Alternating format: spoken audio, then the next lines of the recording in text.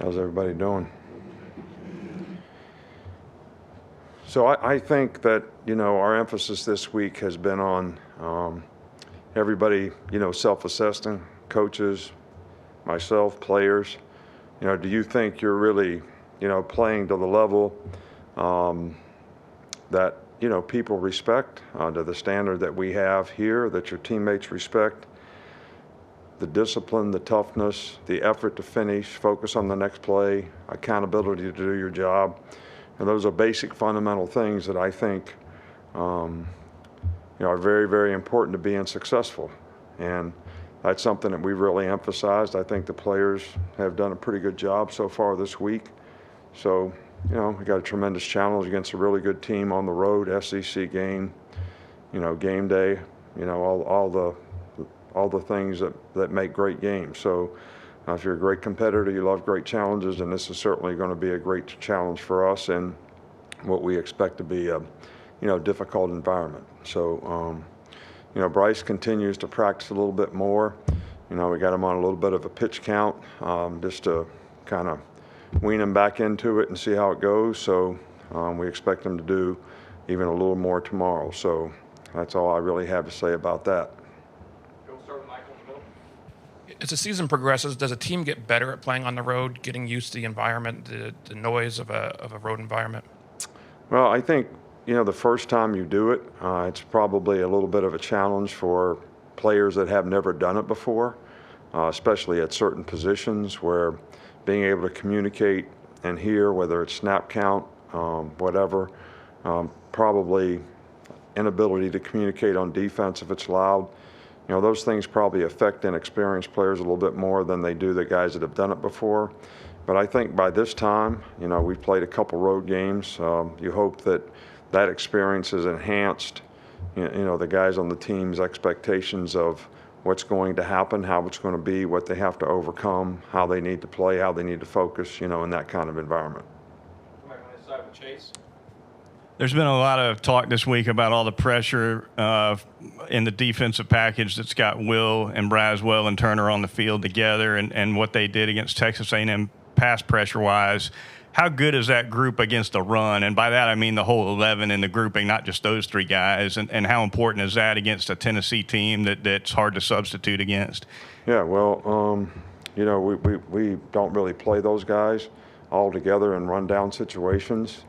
We play two of the three, and obviously, that's part of it.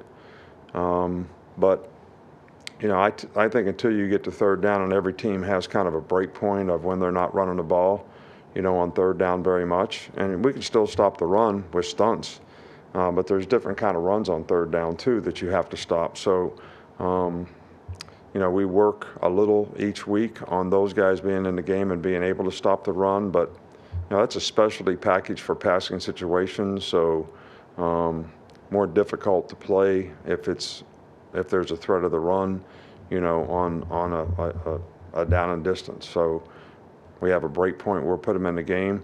We're always prepared if we can't substitute on third down to play with the nickel people that we have in the game. And most of the time, it's at least two of those guys. Down the right with Charlie. Just wanted to quickly ask you about Jaylen Moody and the progress he's made with that bruised kidney. He's practiced all week, so and he hasn't had any complications, so I think he'll be okay. We're going to go to the far left with Mason. Hey, Coach, just as the week in, week out grind of not only being physically fit but mentally fit, what do your players and coaches do just to make sure they're still ready to perform week in and week out at the highest level? Well, I think that's always the challenge. I think it's a challenge for each player. I think it's a challenge for each and every one of us to make a choice.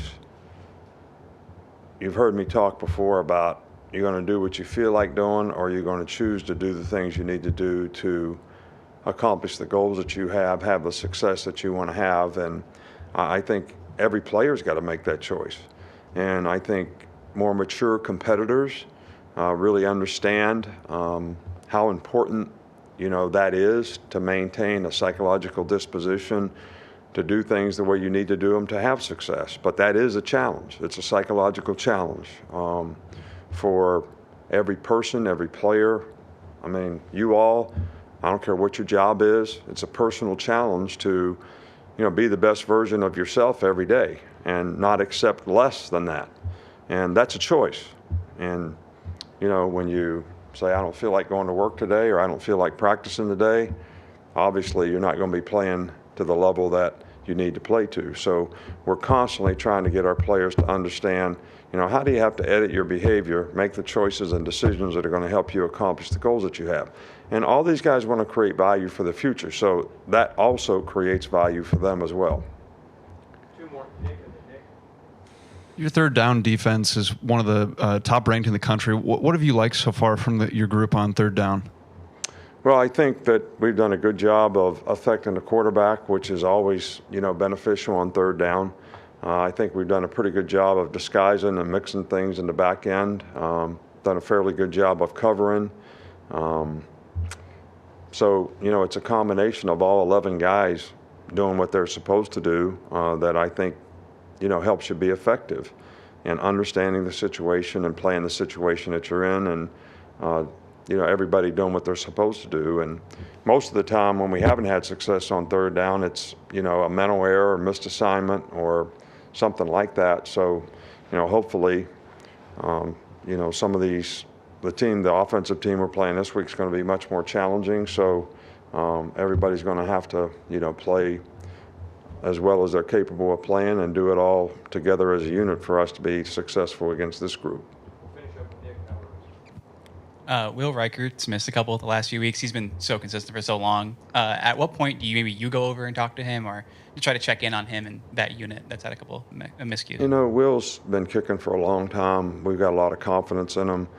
Nobody can make every kick, but I just don't want him to press. I don't want him to feel like there's any anxiety or pressure for, him to do something.